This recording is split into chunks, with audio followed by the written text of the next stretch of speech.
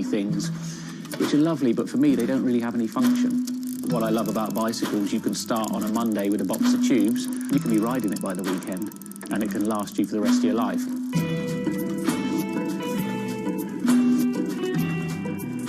Outside of the frame and forks, the other most important part is the wheels and tyres.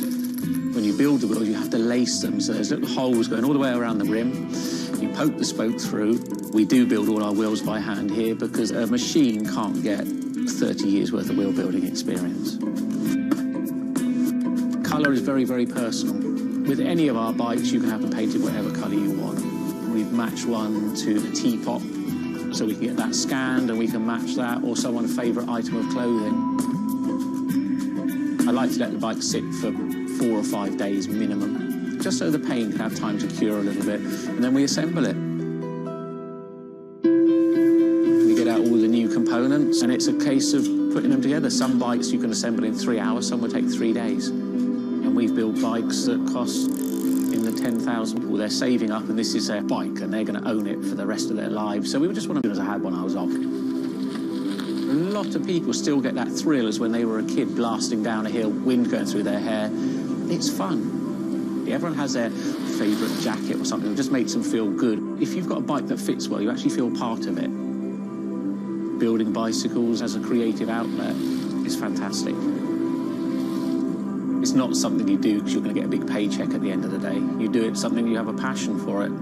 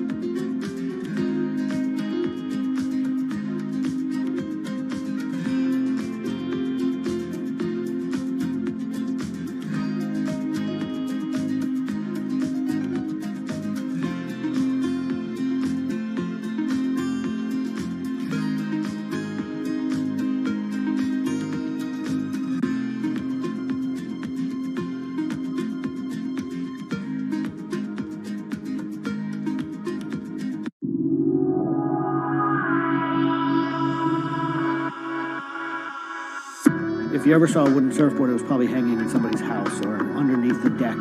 But kind of in the last 10 or 15 years, wood has made a big comeback. surf wonderfully. It's beautiful and it feels great to be on one of them.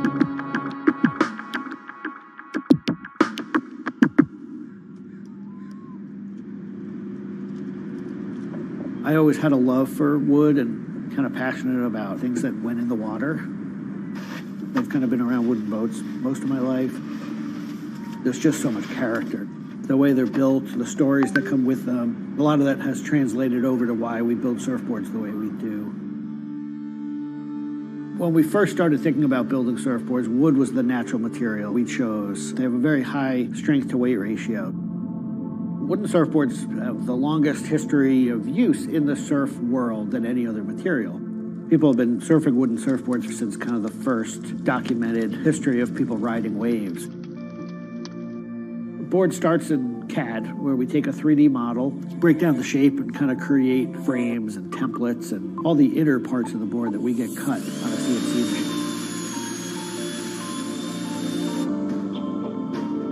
We take those frames and we just pop them out, assemble the frame into kind of a skeleton. We go out to our lumber shed, pick a bunch of cedar, and bring them into our mill shop, put glue along the edges, clamp it all together into a panel. Everything's book matched, you have symmetry in the colors and texture of the wood. Cut your outline. Take our assembled frame, gently put it down right on top of the plank.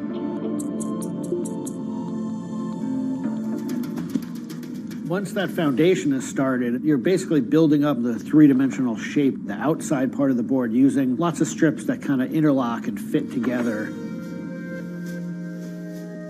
Every piece of wood is going to be different, and it's all going to react differently. There are frustrations with it, but I think that's one of the things that keeps it challenging. You learn to read the kind of what the grain lines are doing and what the color of the wood is telling you.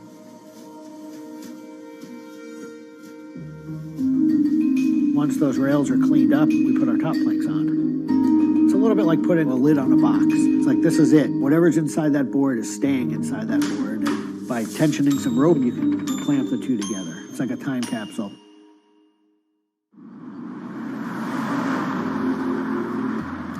What makes our boards unique are they are built right here in York.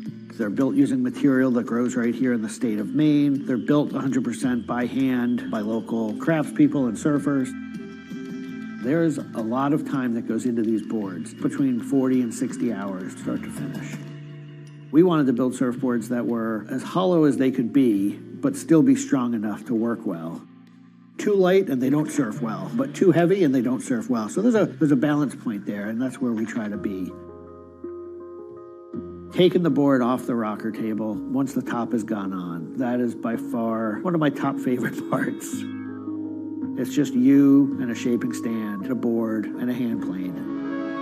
Everything else is out of your view. It's simple, it's pleasurable, it's quiet. You can be with your thoughts and you can just kind of be present. There's something about taking a nice sharp edge tool to a beautiful piece of wood and feeling the curls coming off and knowing that every pass that you're making, you're kind of getting it closer and closer to what you have in mind.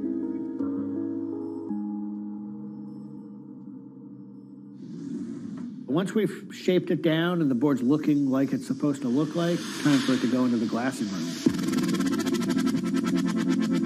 4-ounce fiberglass, laying it over the board, draping it over the edges, cutting it, applying epoxy, and on the board. Once both sides are lamb coated, it's time to put in the hardware. Drill and router and install the fin box. And on the other side, we drill and put in the leash plug and a vent. There's a lot of air just naturally inside the board, and that air wants to expand and contract with temperature changes. And that vent has a little piece of Gore-Tex fabric in it, and it allows air to kind of breathe both ways, but it doesn't allow water to get in. Once all that hardware is put in, it goes back into the glassing room. We brush a nice, beautiful, thick coat of epoxy over the whole surface, and that we call a gloss coat. That's supposed to look beautiful and glossy and shiny and flawless. You get to see that board come to life. Whatever the colors in the wood, they really come out. It just makes it look like candy. You just want to touch it and run your hands down it, and it's just kind of the icing on the cake.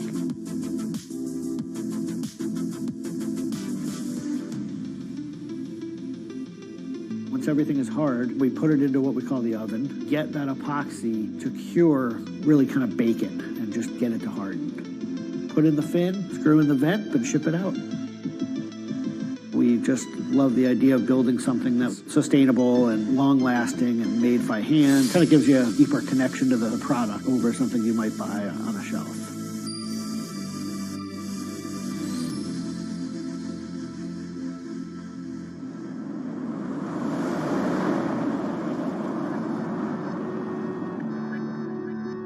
When a customer gets the board, they feel it. They 100% feel the amount of work and the amount of passion that went into the board. So I'm not really looking at hours and efficiency.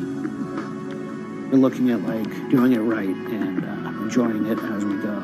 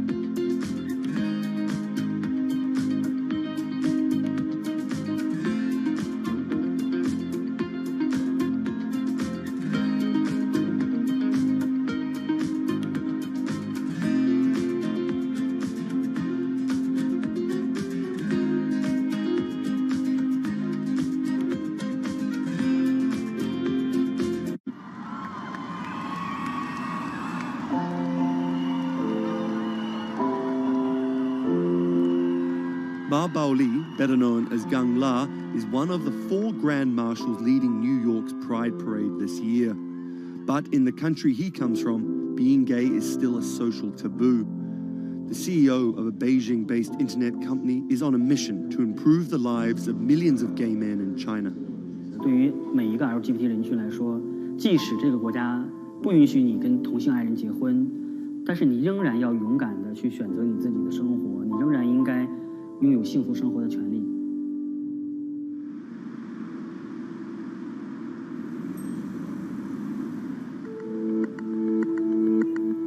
Ma's company Blue City runs an app and a website specifically for gay men. Blued is one of the biggest gay social networking apps in the world, with an estimated 30 million registered users. Unlike most other apps, Blued is more than just dating or hookups. 大家可以在我们这个软件里面找他自己的情感，然后可以阅读相关的内容，然后可以进行一些娱乐，比如玩游戏啊，比如看直播啊等等。Back in 2000, when Ma studied at a police school in northern China, he realized he didn't feel like everyone else. 因为他们都找女朋友，然后谈恋爱，但是我对长得好看的同性的男生，我反而觉得对我更有吸引力。所以那个时候我就到互联网上去找这样的一些资料，然后希望能够告诉我自己我到底是谁。互联网上所有的信息都是负面的，都是错的，就是说同性恋要电击疗法，要被治疗，然后要吃药等等。After visiting some foreign websites with different attitudes to homosexuality, Ma created his own site for a Chinese audience, encouraging people that 他们也是正常的，他们不用自卑，然后也不用自杀。even though attitudes towards homosexuals are slowly changing in China, it's still a social stigma. The virtual world of Blued, where members can be open about their sexuality, is for most a striking contrast to their real lives. This is live streaming, a function added to Blued in late 2015, right as the internet craze was starting to take off in China. Many self-made stars like Jin make decent amounts of money by receiving audiences' virtual currencies and gifts.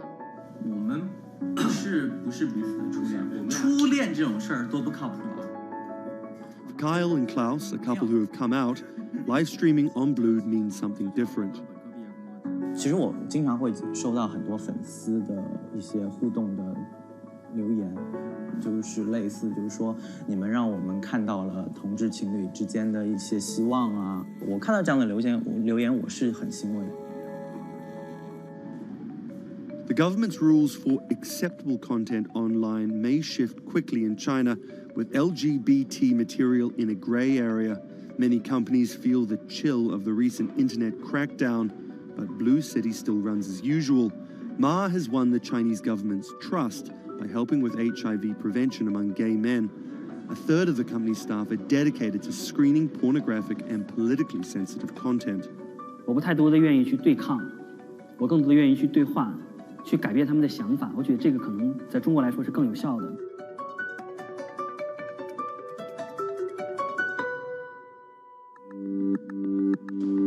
In the past 5 years, Blue City has grown from a team of 7 people to a promising business with about 250 staff. Ma said the company earned over $15 million last year, mainly through advertising and selling virtual currencies to live streaming audiences. Now the company is expanding overseas.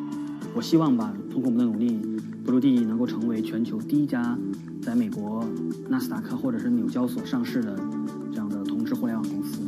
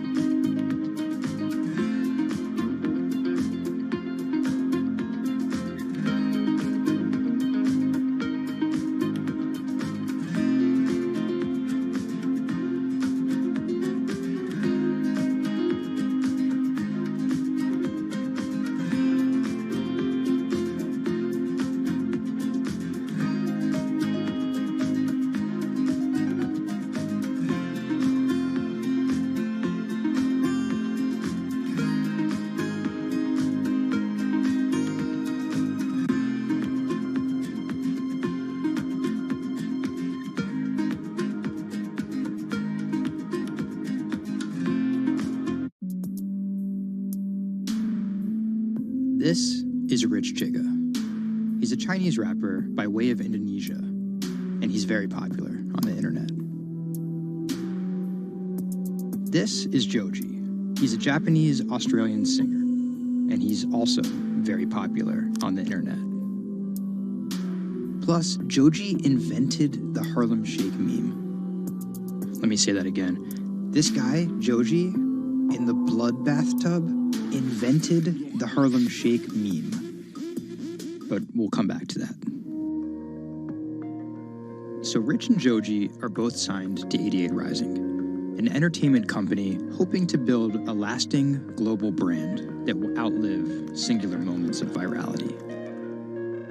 They primarily create content combining Asian culture and hip-hop, a formula that apparently pleases the internet gods greatly. They've only been around for 18 months, but they're already putting up major label numbers. I think that we have an unprecedented collective of talent, a group of like predominantly Asian artists, you know, really like making waves globally, which from an independent point of view as well. 88's founder, Sean Miyashiro, cut his teeth launching Vice's electronic music channel, Thump.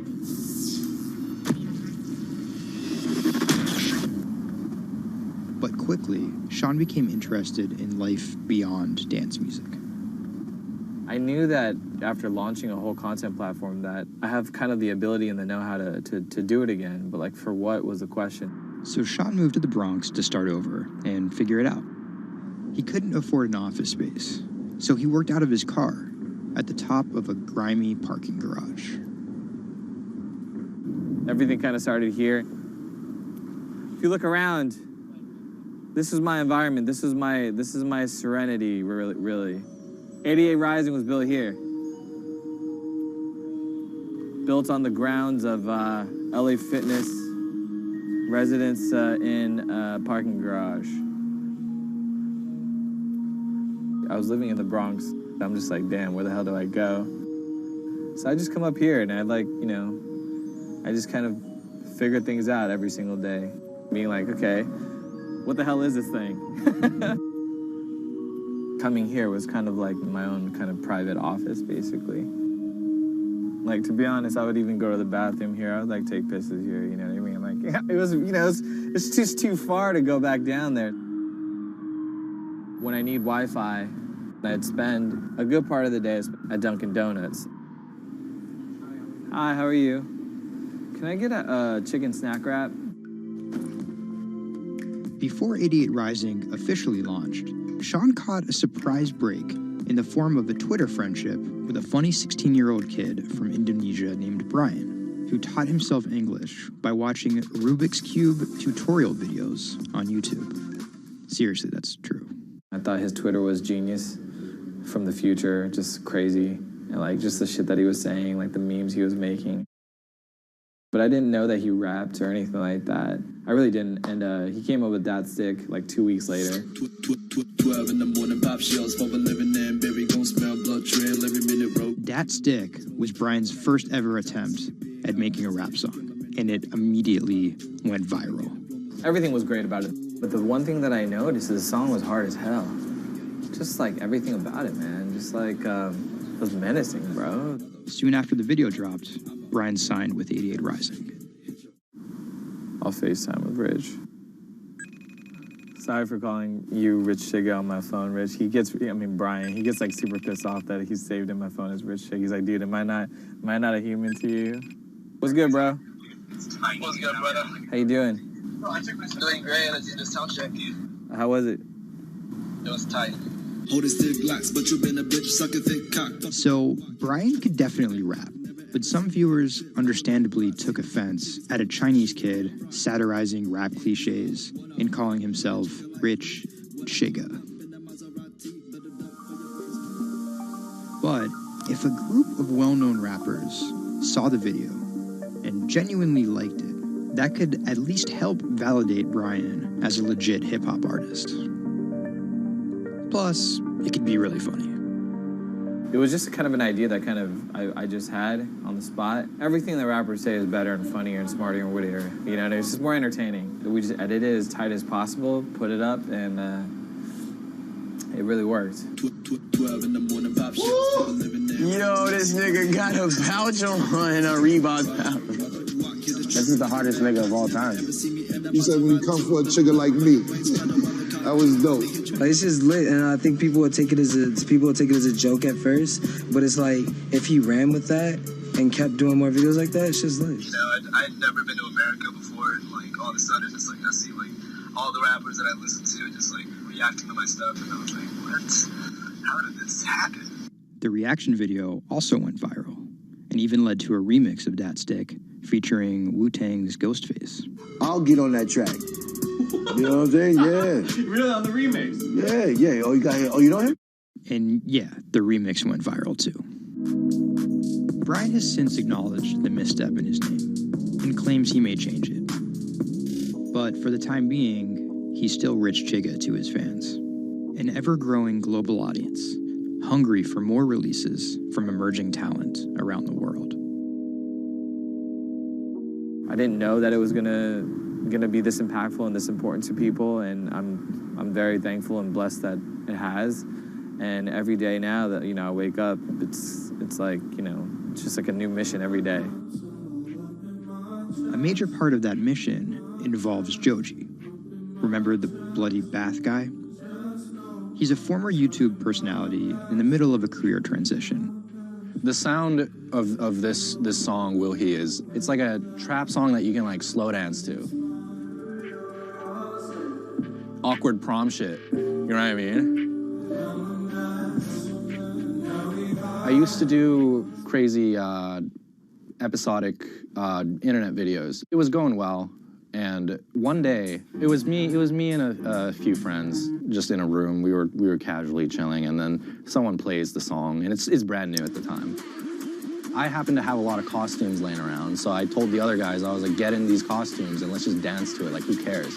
We were like, okay, let's just go crazy at the drop. So that video goes up. I go to sleep, and the next morning, everyone's doing it. Like, next morning.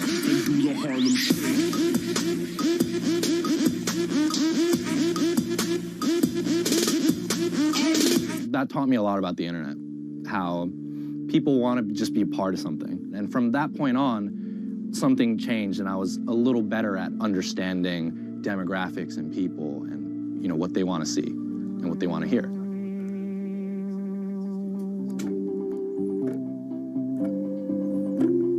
I was friends with a couple other artists who were affiliated with 88, and then I also started to realize that 88 is the bridge between Western and Asian entertainment, and I really wanted to be a part of that.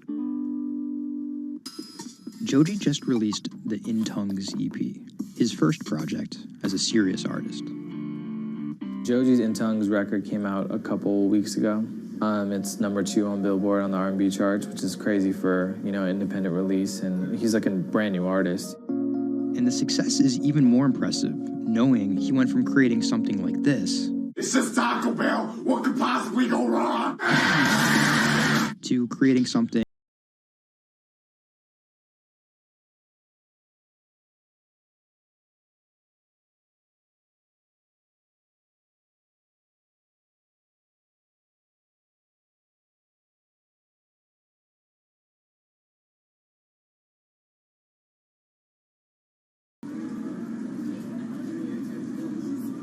Tonight, Rich Chigga has a show in New York City. Tickets sold out in an hour. I came here, I'm first online. I was here at 1. I was the third person online. So why'd you get here so early? Because I want to see Rich Chigga. I want to touch him. What do you guys think of Joji? Oh my God! That's my dad, son. You guys copped the new EP or like? Yeah. I woke up at 6 in the